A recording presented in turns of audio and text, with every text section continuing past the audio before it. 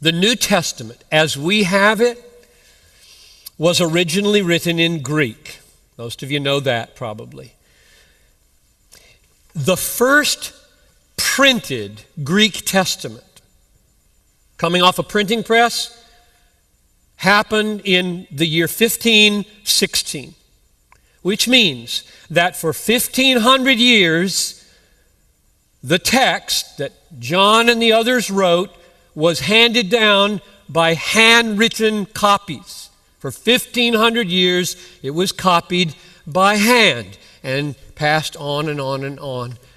That's significant. When this was printed in 1516, when the New Testament was printed in 1516, it simply turned the world upside down.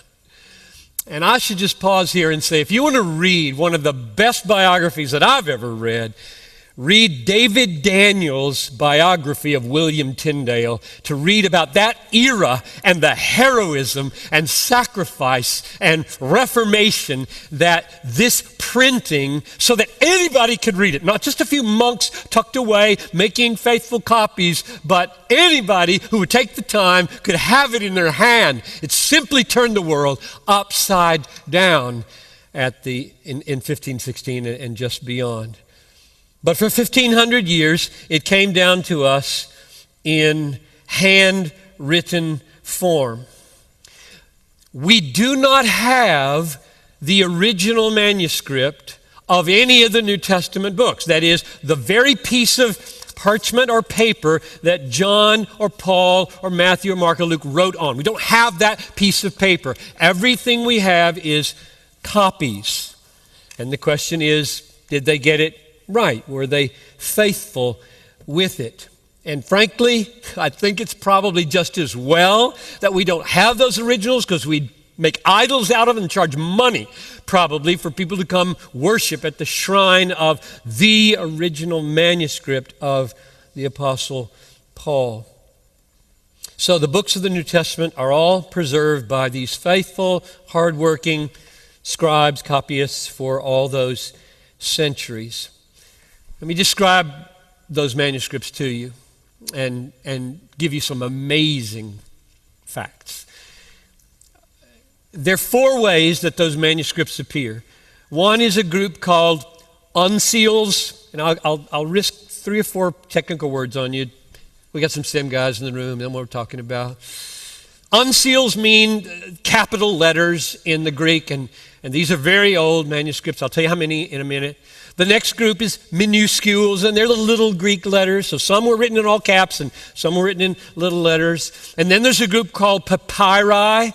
These are the oldest, and fragments, and written on papyrus, which was a plant common along the Nile in Egypt. Very precious manuscripts. And then the other group is lectionaries, collections of texts used in public worship, not in the order they were written necessarily, but just here's what you read this Sunday, here's what you read the next Sunday. So we've got all those. Now, here's what's simply amazing.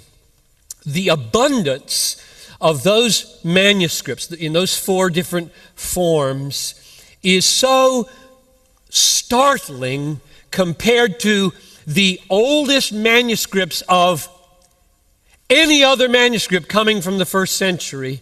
It's simply breathtaking. Let me give you some comparisons here so you can see what these so-called text critics, the scholars who are working on this, have to work with, and how that is a problem and a solution.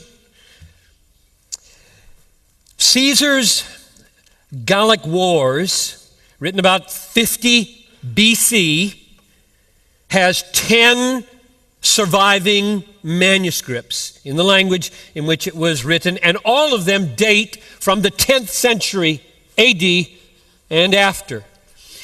Livy, the historian, his Roman history, dating from the time of Christ, 20 manuscripts survive of Livy's, which are all late.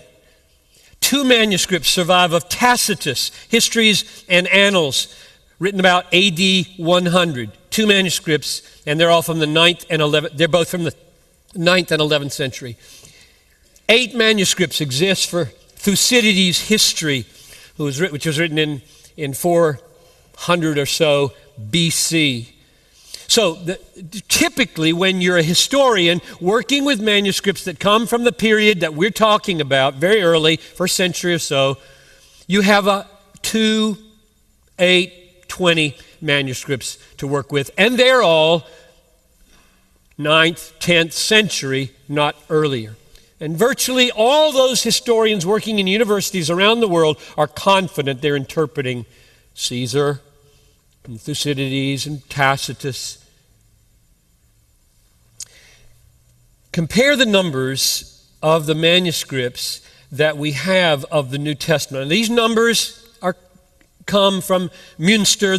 There's one main large think tank called the Institute, I'll give it to you in English, for New Testament textual research in Münster, Germany, who have the data all collated. These manuscripts exist in libraries around the world, but of course they've been digitized now, and the numbers of these are plain for everybody to see, and if you have the energy, you can go look at them.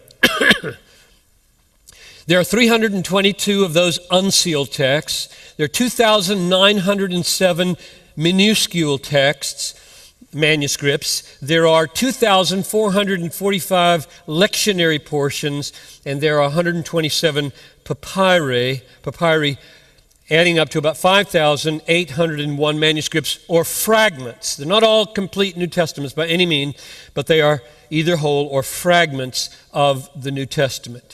So these handwritten copies, these 5,000 handwritten copies of the New Testament are in existence today and now are visible to the scholars who want to work with them to try to discern what the original words were that our biblical authors wrote. Now, as you can imagine, the copying of those texts produced variations for all kinds of human reasons, variations. So the multiplicity of the numbers of manuscripts increases the problem of variations and increases the powers of control by which we can assess which are the most original. The more you have, the more you can test which the original ones were. Just a simple example. If we only had, say, 2 manuscripts of the Gospel of John, and one of them included this story about the woman taken in adultery, and one of them omitted it, and they're both old, what would we do? It would be very difficult to decide. That's not the situation with any texts. The variations are many, but we have hundreds of texts, and so we can say, well, here it is in these 1 or 2 or 3 or 4 or 5, but here, the number of these texts, the antiquity of these texts, the geographical distribution of these texts makes it crystal clear that's the original right there. So the number, while creating more variations, also creates the very control that scholars are able to use in order to decide which is original. Here's the way F.F. Bruce, from a generation ago, put it. He wrote this in 1943. If the number of manuscripts increases the number of scribal errors, it increases proportionately the means of correcting such errors, so that the margin of doubt left in the process of recovering the exact original wording is truly remarkably small. But what's most significant for the reliability and the authority of the New Testament is that the variations that remain, that we still wonder about, do not affect any biblical doctrine. Here's the way Bruce puts it. The variant readings about which any doubt remains among textual critics of the New Testament affects no material question of historic fact or of Christian faith and practice.